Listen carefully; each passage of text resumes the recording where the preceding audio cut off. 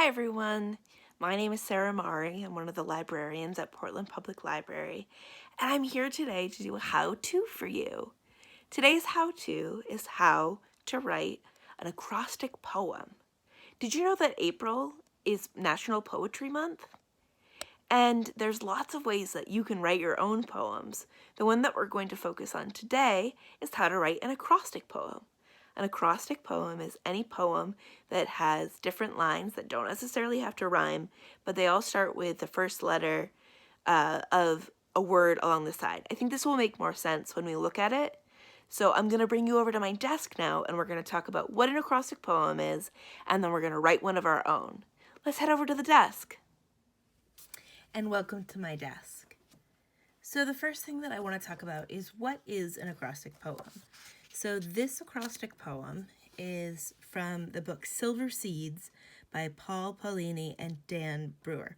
Unfortunately, I don't have a copy here at my house with me, but I was able to find this poem, and this poem goes, sliding through the window, underneath the door, nudging us out to play. And you can see that the lines start with S-U-N, or the word sun. So an acrostic poem has the first letter of each line spell out a word, and then the poem is about that word. So I want to switch now to one that I wrote. This one is right there between the pages, escape late at night, a pathway to somewhere new, don't want to put it down. And the word is read. And you can see that there is a lot that you can do with these poems. You can do the letters in fancy colors. You can add different decorations like this book and that book. But I think that sometimes when you're writing your very first acrostic poems, it can be hard to write full sentences like my poem and the poem from the book. So I'm going to show you a simpler one now. All you'll need for this is a piece of paper and something to write with.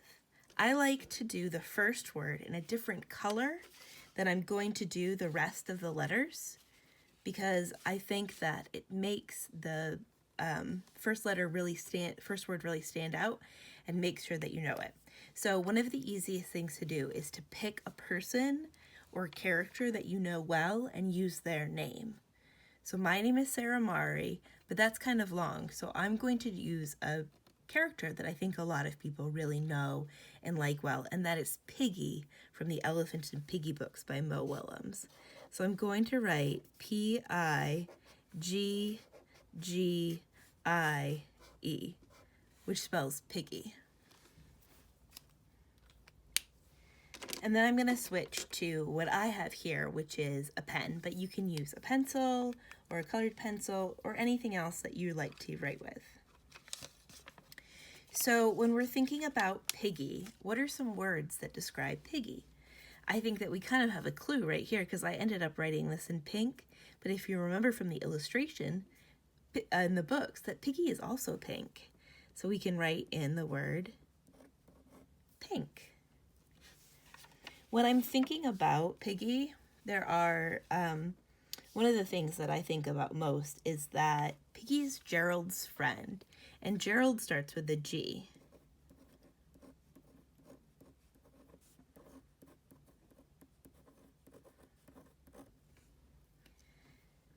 Some other things, one of the scenes that I really like is when Piggy and Gerald are having ice cream, and Gerald was trying to figure out if he should share his ice cream with Piggy, but then Piggy comes and she's all ready to share.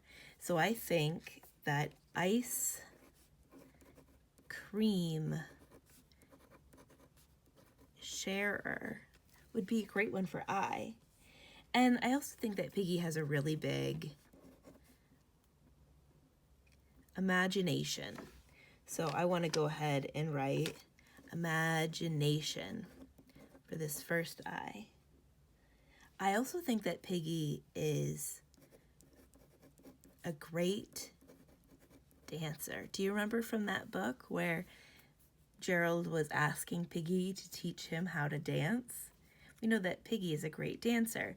And so there's only one E left. And I wrote earlier that she was Gerald's friend, but I also think that Piggy is everyone's friend. So that's going to be my last one. So now we have our poem about Piggy.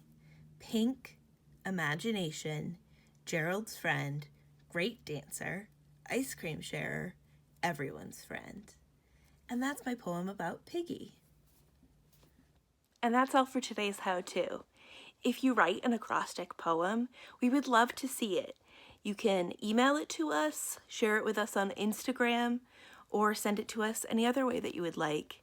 Happy poem writing and happy National Poetry Month. Bye!